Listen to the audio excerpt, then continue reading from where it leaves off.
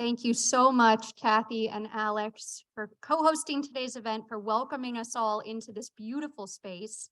And thanks very much to you all for being here during a very busy week. I'm Megan O'Donnell. I'm a policy fellow and I run our gender program at the Center for Global Development. And I am very excited to be moderating today's conversation with our esteemed speakers. I had the pleasure of listening to Minister Schulze just yesterday at the World Bank, where she responded to the question, should development policy be feminist? With a very clear and resounding, yes, of course. So I'm excited that through today's event, we can transition from asking whether feminist development policy is necessary and really get into the details of exactly how governments, international financial institutions, and civil society can work together in a very important area of feminist development policy, and of course, that's social protection. And with the multiple crises facing us globally over the past several years, social protection has never been more top of mind. As governments and their supporting partners seek to mitigate against the worst risks of poverty and food insecurity among their populations. And we know that social protection programs and interventions, if designed and implemented well, can not only address those short-term risks of poverty and food insecurity, but they can also help promote longer-term gender equality and inclusive development. So without further ado, it is my pleasure to introduce first Her Excellency Svenja Schulze, the German Minister for Economic Cooperation and Development.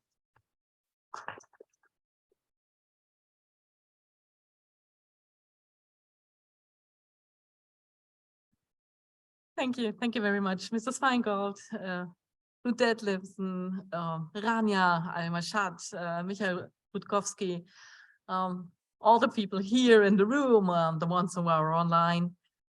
In times of crises, we need resilient societies, and we need that worldwide.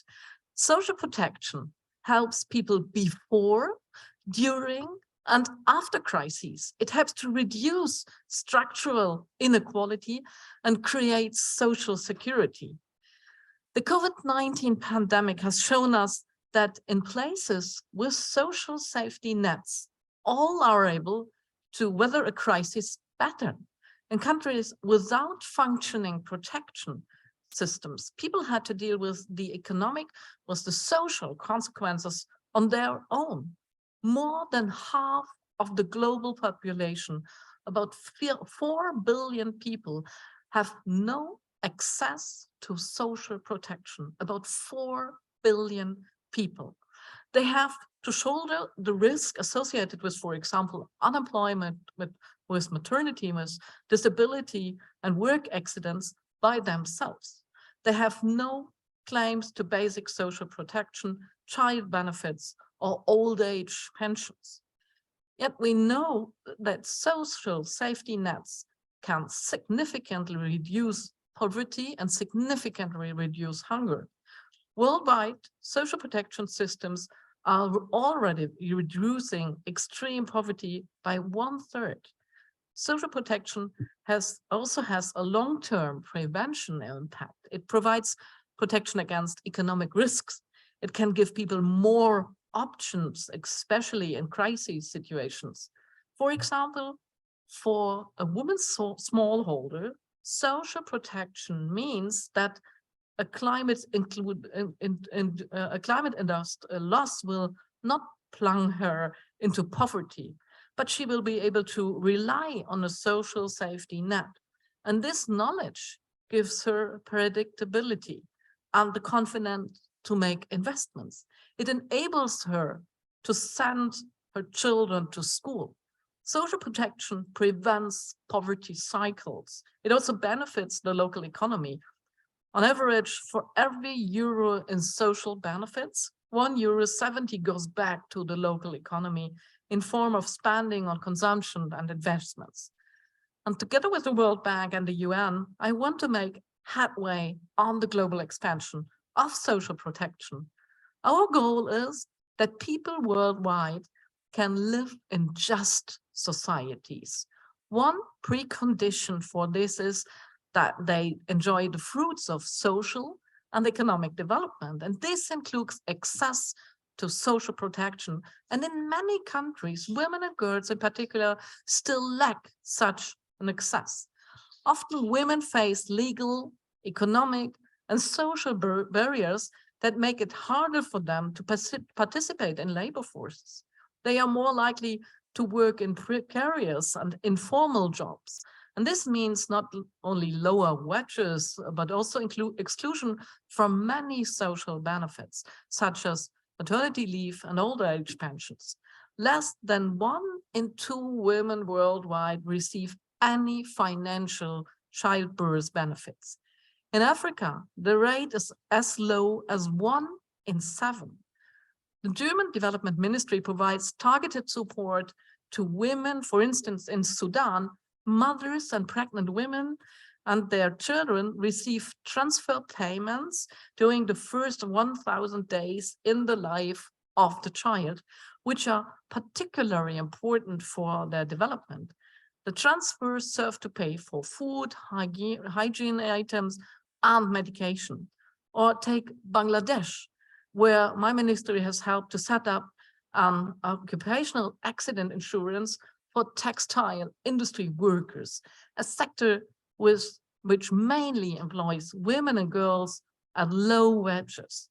So social protection does 2 things. It protects people against risk in life, and it contributes to equal participation and thus more gender equality. To make that happen, it is vital that social protection systems take account of the daily realities and needs of women and girls, regardless of their social and family status. Better social protection can give women and girls greater freedom from social roles. It can reduce discriminatory power structures, such as women's economic dependencies on their husbands. The development of social protection systems is therefore a key component of a feminist development policy. And that is what I am working for, what the German government is working for.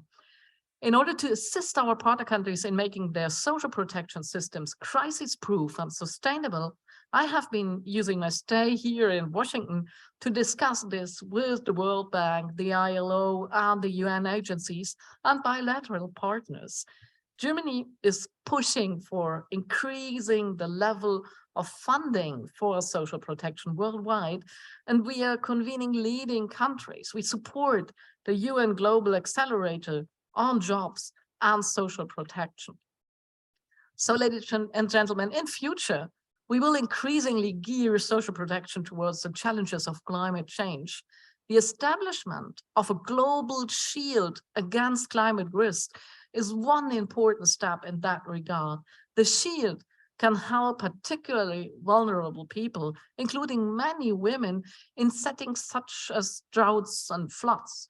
We need to develop public social protection systems in such a way that they can address climate risk and pandemics more quickly and in a more targeted way. There can be no protection against crises without social protection. You can see that there is a lot to be done in order to achieve social security. I will take up these topics in greater depth at an international conference in Berlin next year, together with our partner countries, global partners, and representatives from G7 and G20 countries. So now I'm looking forward to discuss this important topic with you. Thank you very much.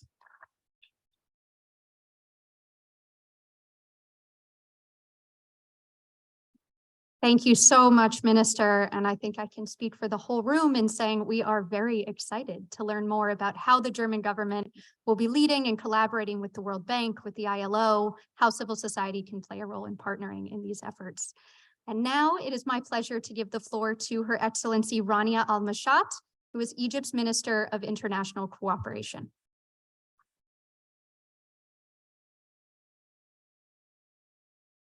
Well, thank you very much, Minister Schulze, the World Bank, the AFL-CIO, the Center for Global Development, and for Washington bringing us all together. A very important annual meetings here, the land of multilateralism, where things come together so that partners can work on very important topics. And the topic we are looking at today is an important one. As was mentioned, social protection plays a very important role, not just during crisis or after crisis, but before. And let me borrow one of the lines from the IMF a while back when the work on gender became intertwined in a lot of what the IMF does. Women's participation is macro-critical. That means that if more women are economically empowered, everybody does well in the economy. And this is, again, a policy direction that countries have to endorse. In our case, in 2017, there was the national strategy for women, which was endorsed. It has economic, political, as well as social empowerment. And within the implementation of such policies, partnerships become extremely important. Working with the World Bank on several programs, we have one of the most successful social protection programs, Takaful and Karama. And the idea of that program was to ensure that women, family households led by women are able to send their girls to school. So these are very targeted programs. What is very important in the world we have today is the learning and the experience sharing between countries. South-South cooperation and triangular cooperation play a very important role in trying to cut corners and saving time, so that when we are, as the minister mentioned, trying to move forward, we're moving forward with resilient economies. The word resilience is extremely important. Climate was mentioned as well. The part of society which is most disproportionately affected by climate are women and girls. And this requires also very important action. The COP taking place in Sharm el-Sheikh next month has a gender day. During the gender day, we will be looking at ways to stave off and mitigate the implications of climate on girls and women. We know that adaptation projects are extremely important. Adaptation means agriculture, means food security, water security. So how are we able to devise different tools to make sure that this part and portion of society is protected from climate change? Let me mention something on the Egyptian experience when it comes to partnerships with all of you. We have very strong programs with different partners, including with Germany, BMZ, and many of our other partners. And what is key in all of this is designing policies, translating them into projects which affect people with purpose. And if we take the 17 SDGs, gender equality is one of them. No hunger, no poverty, better energy use, better sanitation, everything is linked. If we took in our case, our official development assistance portfolio, which is not a small one, and we did a mapping to the different SDGs, and we found that policies and projects which are not related to women directly, but do affect SDG 5, such as, for example, transportation. If we have safe transportation, you are able to allow women to work. If you have clean water through water waste management plants, you are able to protect women from going and fetching water and therefore being in harm's way. So each and every project that the government designs has in essence an item or two that actually also affects directly the gender goal as well. There's plenty that we can speak about, and I will be happy to do that on the panel, but the flavor of today is that no stakeholder can do everything by itself. It's a collective effort. It's the government, it's the private sector. Private-public partnerships for gender is extremely important, and we're seeing this when it comes to closing the gender gap in different places. Civil society plays a very, very important role, particularly, as we mentioned, in some of the areas which are affected by climate action and so forth. And as countries are also looking at family development programs and birth controls, it's civil society that is able on the ground to reach many households and actually do the effective work that does help the economy at large. So governments, private sector, civil society, and the international community through forums such as the UN, such as where we are here in DC, and also governments' cooperation between one another is extremely important. I'm very happy to be here today and be talking on this very important topic. And thank you very much for inviting me and allowing me this opportunity. Thank you.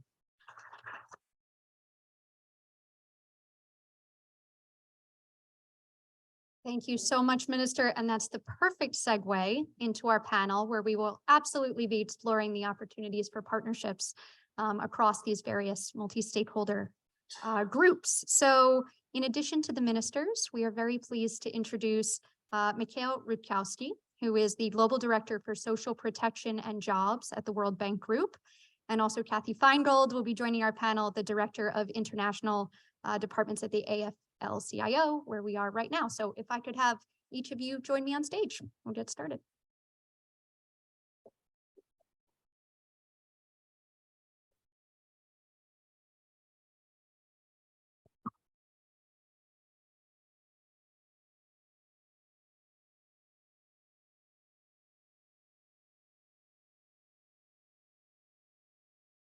All right, Mikhail and Cathy, I want to start by bringing you into the conversation to react to what we've just heard from the ministers, and hear a little bit about what the World Bank and the AFL-CIO are doing to promote this very important agenda.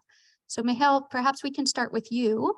How has the bank worked to ensure that social protection programs work to narrow gender gaps, and especially those in economic participation and advancement? You made me think how a long way we traveled since 2012, when we published World Development Report on Gender.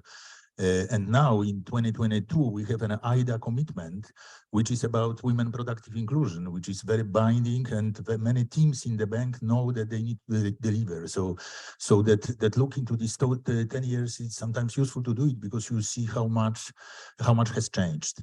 Second thing, I can't resist to reflect on comments from Her Excellencies, the ministers, on two issues. Minister Schulze said social protection helps before, during, and after. And our new strategy, we call it SPJ Compass, has three pillars: opportunity, resilience, and equity, roughly corresponding with what you said. And Your Excellency, Madam al-Mashat, Taka Full and Camara is just an exemplification of that, both through response to first to the COVID crisis, but then the response to the food fuel price increases. So I think we have both in the big picture and concretization of that. I think the way I would put it, how its situation look like in the bank at the moment is as follows, in the context of social protection. In our gender strategy, we have essentially four important pillars of that strategy: human capital, access to jobs, more and better jobs, women ownership of assets, and then empowerment, women's empowerment and voice. And there is an absolutely clear recognition that social protection plays a role in each of those four pillars. And from that perspective, the expansion of social protection, filling social protection gaps, plays an enormously important role to deliver on our gender commitment. And my biggest worry when it comes to delivering on those commitments are roughly those gaps Madame Schulze was talking about. We call them coverage gap, and that was already elaborated on how few people have access to social protection. It is an opportunity gap, which is linking to value chains, those who are in subsistence agriculture. And for that, a lot beyond cash is needed, and that needs to take on board specific needs of women, who very often, it cannot be done in a sort of gender blind way. Then flexibility gaps. Systems need to expand, but also to be downsized in response to shocks. And there is a lot of more work to be done to make them truly, truly adaptive. And finally, the financing gap, which is very, very difficult to bridge in development, because in Africa, in most countries, 90% of financing of social protection comes through foreign donors, which is not a sustainable model. So we need to worry, for the sake of gender equality, to worry about domestic resource mobilization as well. Excellent, thank you. And certainly worth applauding, I think, the unprecedented IDA commitment on women's productive economic inclusion, as well as others on childcare, which is obviously a critical component of the social protection conversation as well. Cathy, how is the AFL-CIO thinking of these gaps in flexibility and financing coverage? Great, thanks so much. Let me pick up exactly where you left off, because I think one of the things we need to look at is the need for a different economic model. And that's where I sort of made my opening comments. You cannot continue with the same economic model where countries are encouraging investment by giving huge tax breaks. You must change the model by which investments and corporations are functioning, so that we're not just looking at overseas development assistance, which we think should be about 7%, and we need to increase that both in the United States and around the world. But you also need a different tax base so that these countries have greater political policy space to invest. This has to be long-term investments. And for the gender equity piece, it has to be long-term investments over a lifetime, right? So we can't just be thinking about a piece of if we're talking about gender equity, it has to be from the kids when they're young, from reproductive health support to maternity benefits to childcare benefits, all the way up through pension. So I think one is, how do you fund it? You absolutely need to change the current model. You know, many of us in the labor movement have critiqued export processing zones and that kind of model, which is giving cheap energy, no tax breaks, no investment. The other thing I would just say that the labor movement, both in the US and globally, has been asking for is the creation of a global social protection fund. And I know we've had lots of conversations over both in the G7 and we've had, I think, other panels where we've discussed this. We need a dedicated fund that is focused on global social protection. In the United States, I will say, and often people don't think about business and labor coming together in the United States. In the United States, we actually put a coalition together of business and labor coming together to advocate here in the US for increase in overseas development assistance with our administration. Because what we learned from this pandemic is what happened with supply chains when 55% of workers did not have a single social protection during COVID. What happens to workers? What happens to the supply chains? Workers can't get to work. So this became a business and labor issue. And so I also want to highlight the ability to find social dialogue, common ground. This is not just a worker issue, a government issue. This is a tripartite issue. This is workers need this for a floor over their lifetime. Businesses need this so that we have healthy workplaces and workers can go to work and know that there's going to be COVID protections. And if they get sick, they'll have paid sick leave. And governments need this because they need to be able to support a resilient society. So that's where the labor movement is right now. Excellent, thank you. And Cathy, you really make it sound like a no-brainer. So now I want to turn back to our government representatives to reflect. What are some of the challenges you are seeing? So if we understand the business case, if we understand the human rights case, the economic development case, what are the challenges in making sure that women and girls and marginalized populations are being reached and benefiting from these systems? You can have my microphone. So should I start? Okay, okay. I think the challenge is that discriminatory structures and that women have not the same voice. They are not heard. They have not the same rights. They have not the same resources, and they are not represented at all. Changing that means changing society. So that is a really big wheel we are drawing here. But what is the first step? The first step is women and girls need more resilient structures. They must be able to deal with the daily challenges of life. And therefore, we need social protection systems. And a lot of women in the world face no such systems. And that is what we need to change to make them more resilient, to give them voice, to help them with the daily problems they have in their life. And therefore, I think it is really important to discuss how we can build these structures, what help is needed in the beginning, and how we make these structures really sustainable. Thank you, Minister. You know, when governments are looking at a development agenda, there's so many facets to it. And I think what is, it's not a challenge, but it's an opportunity. The women issues are sort of cross-cutting. And this is being seen more today. I mean, the point which was made is an extremely important point, the sustainability of finance. And that's why today in budget design, you have SDG targeting, you also have green budgeting, and you also have trying to fulfill the gender objectives that are in government's visions. So I think that constitutions are sometimes explicit about these objectives, and governments, as they are designing their policies, have to integrate this. So this is becoming more obvious. It's not fully where we should be, but at least we're moving in that direction. Of course, the pandemic and the most recent economic implications from the war have made it tougher because fiscal space is getting smaller. And that's why when we say there are successful programs that we can scale, this is what is extremely important to focus on. So as Michal was mentioning, we had Takaful and Karama for many years. When COVID happened, because we had digitized the beneficiaries, we knew the families, we were able to expand very quickly that social protection program.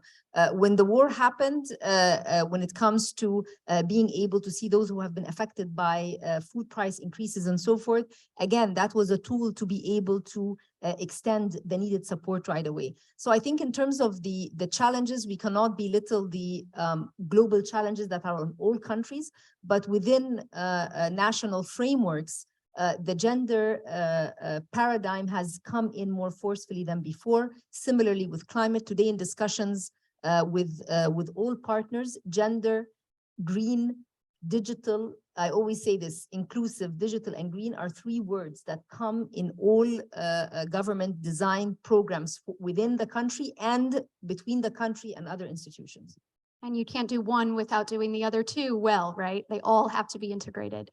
I think the example of Egypt's social protection program is such a strong one in showing that countries that had thought ahead in mitigating crisis were better prepared to respond to it. So let's get a little bit deeper into these questions of design of these systems. Cathy, maybe we start with you.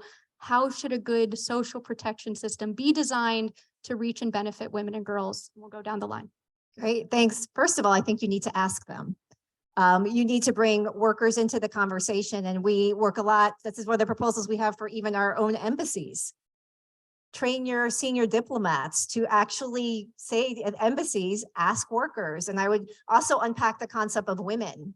In our own country, there's great discrepancy and inequality between groups of women, right? From class to race to ethnicity. So one is ask the people who will be impacted by these programs. So you are developing programs that respond to their priorities. Two, not be mindful of privatization of the programs. We think these should be public systems. And I think we're entering a time where we've many of us who are in the policy sphere have been in this before, where there's going to be discussion. There's no money right now. There's inflation. There's going to be the fights again, going back to austerity. This is going to become a vicious cycle. If you do not build the floor now, the floor is going to continue to crumble. You will not be able to have a resilient recovery if you don't build out these systems. So they need to be investments in public systems that can be sustained, that are built on input from workers, from a diversity of workers. Informal economy workers are different than those that have more formal contracts. That is going to be very different in your country. And obviously, we think that it's important to have union and collective power so that you can have negotiations about what priorities are needed if there are limited budgets. And so I think those are some of the key components, because many of us have been there before. We've heard about the need for privatization immediately. Again, we don't think that's good for working people. And usually it's a top-down approach versus a bottom-up. We think it needs to be bottom-up. Thanks, Cathy. And thanks for raising this critical point of an intersectional approach so that we're not viewing women as a monolith. We're responding to nuanced needs as they're there. Mikhail, over to you, maybe to talk about design features as they relate to some of these longer term outcomes around unpaid care work, around gender-based violence? Thank you. Let me give you a very macro answer and then very zoom in on one very important gender aspect. The macro answer is that my biggest worry is the issue of how to cover the informal sector. 80% in the world live and work informally. And the systems that we develop, the systems that dominate the landscape in developed countries, are not necessarily those systems that can help the informal sector. They are heavily payroll tax based, and there is no payroll in the informal sector. That's why we try in the World Bank to do a lot of intense work, both analytical and helping the governments to develop schemes to cover informal sector workers, not only with social assistance, but also with social insurance. And on that requires a very balanced approach in which one way is to expand existing systems, say pension systems, to cover informal sector, but the other must be to create innovative schemes based on voluntary savings, because without that, it will be very difficult. You cannot introduce a mandate for the informal sector to pay something.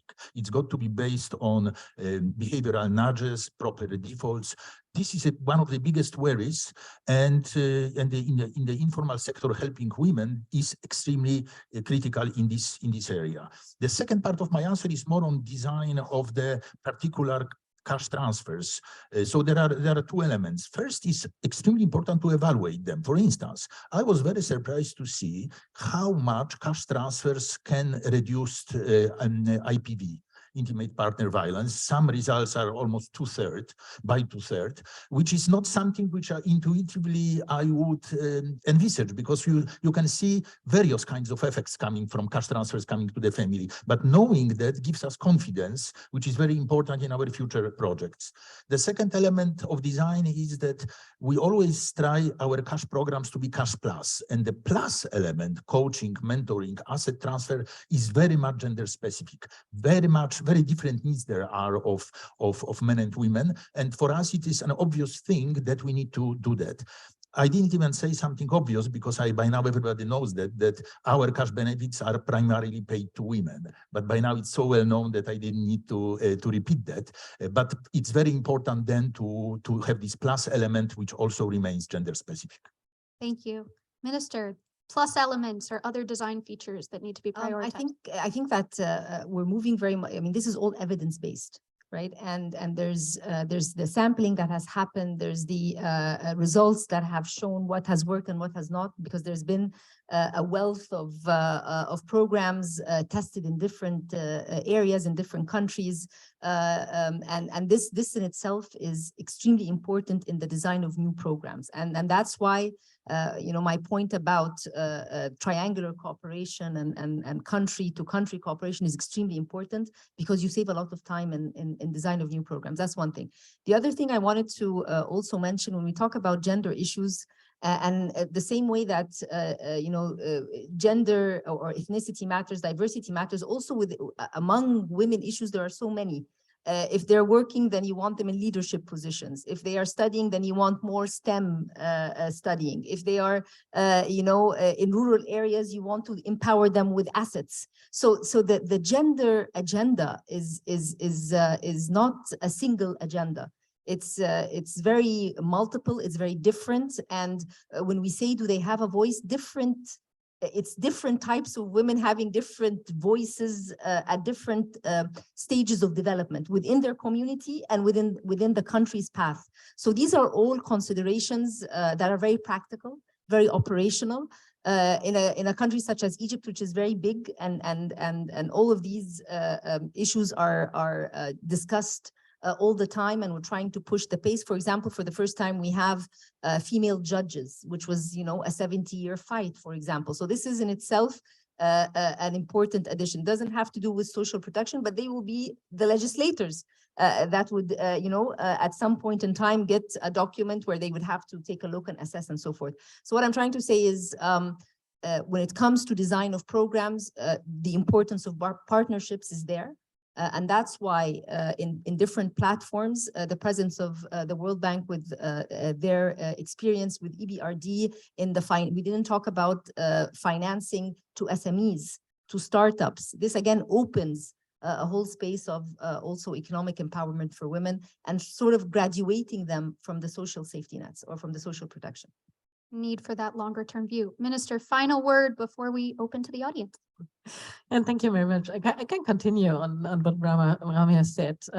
I think giving power to women and take account that there are differences between men and women, that is really, really important. And we see that on every level, on the level there is informal work. Why work is informal, is not paid. And a lot of this work is done by women. So that are structures that are discriminatory.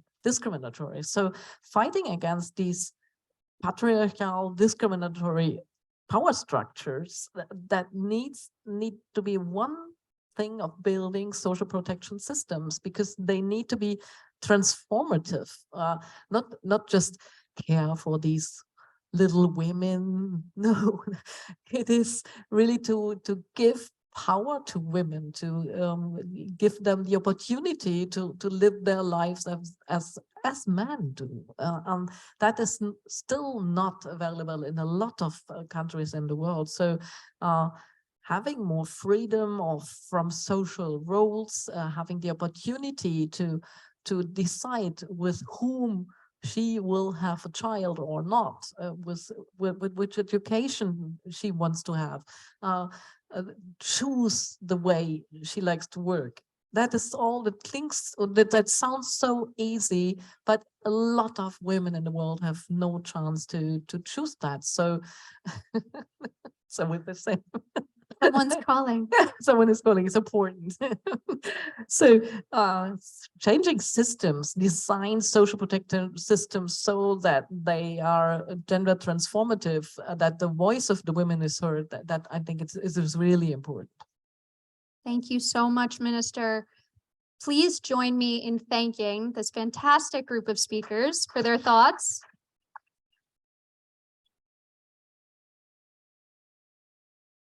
Covered a lot of ground in a very short period, and we really look forward to following up in partnership to figure out how we all work together.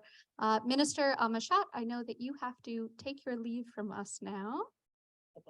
She's got to head back to the bank, but we do have 15 minutes to get your questions and comments for our other wonderful three speakers. And maybe we welcome Sanai Abde. She is the member from German Parliament, and she's here with us. Sana. Let's start there. Do we have a roaming mic? Can someone grab a mic? Thank you.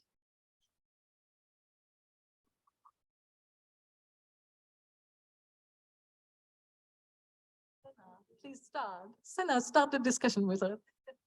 Yeah, thank you so much for this. Yes, thank you so much for this place to be here. And I would like to ask. We discussed a lot of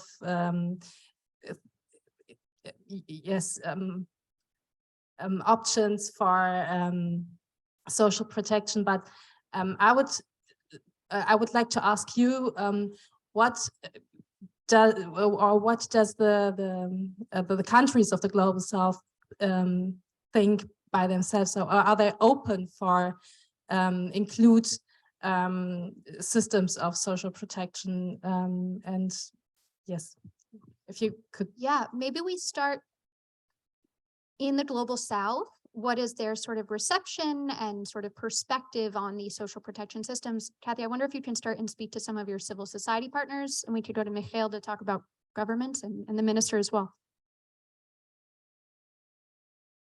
Thank you. I mean, I wish we had representation in order to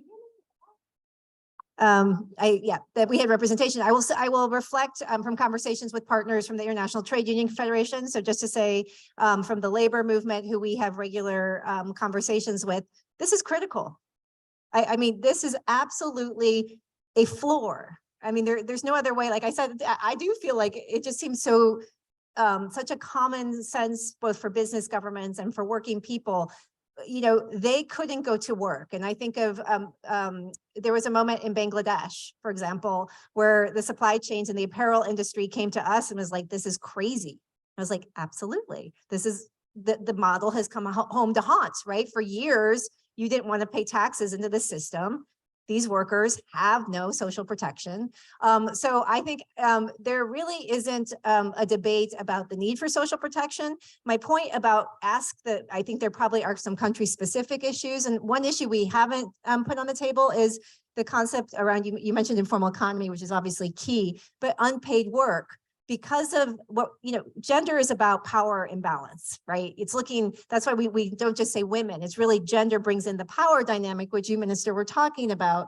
And if you don't look at the power dynamic, what the power dynamic means is most women around the world have to leave the paid workforce because they're doing the unpaid work of childcare, child raising in countries, even my own, that do not put the floor under you, right? And so what does that mean for contribution systems? What does it mean for social protection? It means you're getting less at the end because or women who never entered the paid workforce. And so I think those are the type of issues, unless you ask women in those countries about what are their needs, you're going to get different answers. And so again, I think that's a critical first step, but the unpaid work is huge. That's why we need to look over the lifetime of a woman worker, because she may come in and out of the paid workforce. And if you do not have a floor, it's going to be very hard for her to probably come into the paid workforce until she has a kid in a public school. I know that's something we face in this country. No paid maternity leave and no, subsidized childcare for the most part in our country. Thank you. Mikhail. So, yes, you asked me about the government part. Two things here. First, the answer is increasingly governments in the global south understand that gender equality is good economics. That is clearly progressive. But very often what I observed is you need to find a right hook, and those hooks are different in different countries. So there might be two countries with similar myriad of gender issues. However, the hook may be different. For instance, in DRC, very much it is gender-based violence that is this hook. We start with that because it's so predominant, and there is no policymaker who can deny it. But because this is the entry point, we can discuss all other issues, starting with GBV. In India, it is and will be labor force participation of women, because it's going down. It's not only low, but it's going down. And this is of concern to the ministers of finance and so on. So different, but India also has a GBV problem, right? But the entry point is different. So that's my first point. Find the right entry points, then you can accelerate progress. I think emphasizing GBV now in India will not be as effective as starting with labor force participation. And the second is working with others, notably CSOs, so that there is one message. Very often those who can deliver the message to the government are local CSOs. And that's why for us, it's now a matter of routine that we do consultations with the CSOs in the countries, and of course with other international partners, but that has always been the case. Whereas with CSOs, it is more recent, because we suddenly see that the impact of CIOs can be very helpful to turn the government attention towards gender equality issues. Power of the people, and also finding the right language to frame things in for governments. Minister. Yeah, and I just want to underline that. And I think it's really important to find the right entry point and to see what is the situation in the country you're discussing with. And we see that in Malawi, where we have a project with the EU together. We build a protection program, a basic social protection program that covering in the first step 130,000 households. That is the first step, but showing how it works, showing what you can reach with such a system. I think that is really important, and you need to do that for every country in a different way. There is no one size fits it all. Context specific. More questions. Do we have FCDO? Do we have Charlotte in the house? Is that you? Longtime supporter of gender responsive social protection. Thank you. Thank you, and good afternoon, everyone. I'm Claudia Tassada, and I cover the IFIs for the FCDO based in the United Kingdom government. Well, so first of all, thank you so much, organizers and speakers, for such an important and brilliant discussion at a time of unprecedented and overlapping challenges. So, of course, we need to get the world back on track to meet our shared goals of poverty reduction and prosperity for all. And COVID-19 specifically has shown us the importance of social protection to fight against poverty and income shocks across the world. And also it laid bare the inadequacy of current systems, which are too often gender blind and ill-prepared to step in during crisis.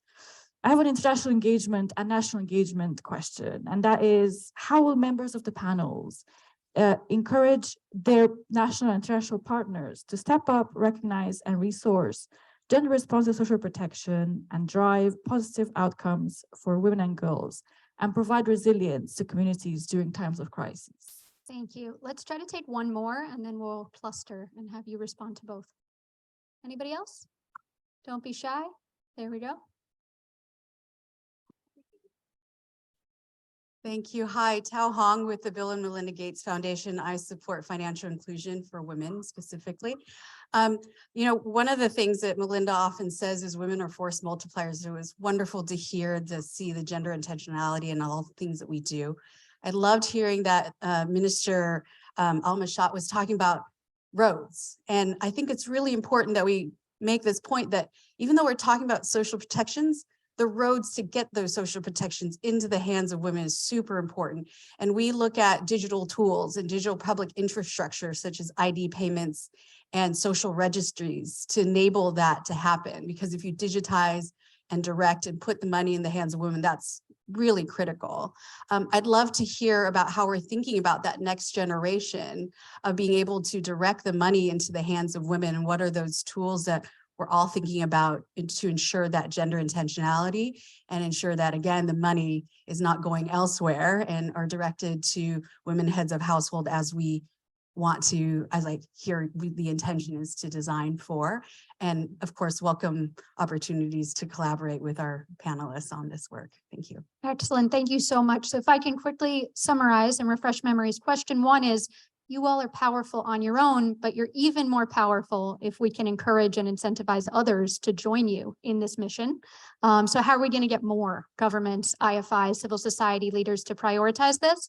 Question number two, digital and otherwise, how do we make sure women are not just targeted, but they ultimately receive and they control the benefits that we're discussing right now? Cathy, do you want to start, our minister? I know that's a lot. We have 5 minutes.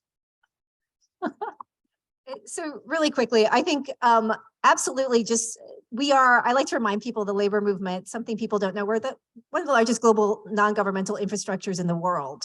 And so we are going to harness that infrastructure to advocate in every country of the world for gender inclusive social protection. So that is just our commitment. There was recently a discussion at the International Labor Organization where we coordinated our advocacy to make sure that social protection was front and center, and the Global Social Protection Fund was part of the outcomes. I just want to end on a point, because I'll let others address that really important question about digital delivery and all of that. I just want to end on a point around that this is fundamental to democracy. And this is something I think in the labor movement we discuss. If we don't get this right, everyone has mentioned the crises, and if we don't get this right, and if people feel like the current global model does not work for them, and it doesn't deliver, and democratic institutions don't deliver, so it doesn't matter. You could have the best cash transfer program in the world and no one trusts you. If we don't rebuild trust in democratic institutions that are going to deliver social protection, that our elected leaders are going to help build, then we are going to continue to see the backlash that we're seeing in our country, in Sweden, and in other countries around the world. I could fill in a lot. So I just want to, end in my piece on saying this is so fundamental. The labor movement is going to continue to prioritize this. It's about worker rights. It's about gender equity, inclusive economy, and it is about fundamentally rebuilding trust in our democratic institutions and democracy. Thank you. The stakes are high. Yes, Michal. So let me answer both questions in the following way. There is a fundamental importance of building social protection delivery systems across the world, because the COVID crisis showed that countries that invested in those systems before were able to withstand the crisis much better. There is a very clear correlation there. So now when the COVID crisis is subsiding, it is for us the big challenge is to maintain the momentum towards building those systems. And it is social registry, yes, but it's much more than that. You need to have an access system, enrollment system, the case management system, the payout system, that all needs to be there, and you need to do it with respect to the informal sector and digitally. And this is where we spent a lot of resources and to help our clients to do that. And in a certain way, the more they worry about social protection, the more they are willing to invest. So sometimes it's this paradox that multiple crises make countries really prioritizing towards social protection. Sometimes it is interesting how counter-cyclical we are in the World Bank. The second thing I just wanted to say, which was not mentioned, I didn't mention before, and I did want to mention it, that we see enormous potential in care and generally in developing long-term care, but also in using childcare as a method to encourage women to participate in the labor market. And we do that by trying to provide childcare in the place they work, including mobile creches and other means, which is one of the very important ways in which encourages people both to work and have the childcare for their children. The final point, which the question was asked, how to encourage others to work together. And here, I haven't thought about it. I thought about it in terms of governments, in terms of UN system, in terms of CSOs.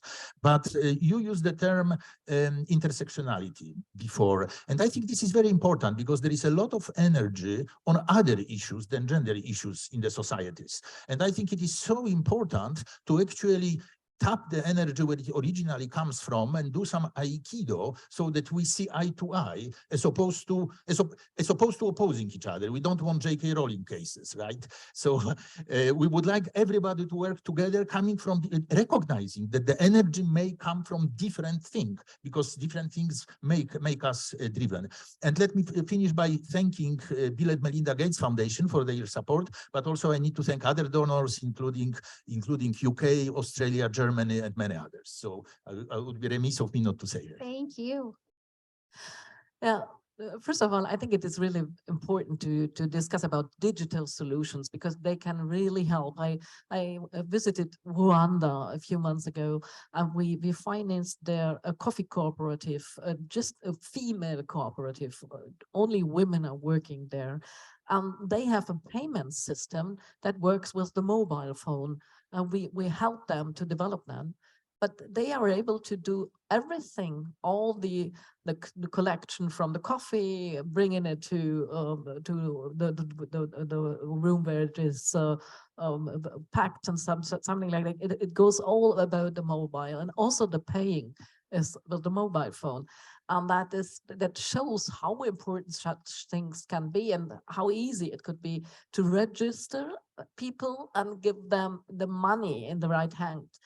We have the same in Lebanon, where we finance a system where refugees get cards, and only the one who get the card is able to pay with that. So you don't need the government. In Lebanon, it's not so easy to work with the government. So it is better directly finance the refugees. And in the first step, it was only refugees, and now it is opened also for poor people. So that there are digital solutions that help us also in countries who are not easy to work with. So that is the first point I want to make. And the second is how to encourage others. I think the first thing is to lead by example, showing that it is better to have social protection system, talking about that. It is not everybody knows that. Let us make it really things that we discuss about, that we point out, that we raise on the level, and then join forces. We here have the annual meeting of the World Bank. Seeing what the World Bank is doing is fantastic. And on the other hand, we see ILO is doing a very good job, joining forces, doing it together, having a roadmap together that would be really a signal to the world that multilateralism is the way to fight with, or to deal with all the conflicts we have. So showing that multilateralism works, I think that is also something that we should take into account, and that is really important for the discussion here in this week. Thank you very much.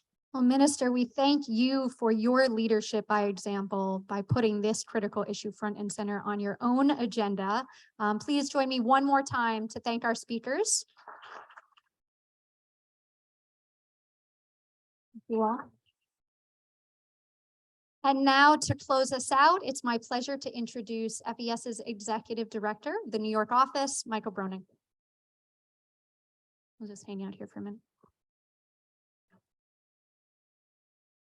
Well, thank you, Megan. This is a truly fascinating discussion. And don't worry, I'm not going to try to summarize what was being said.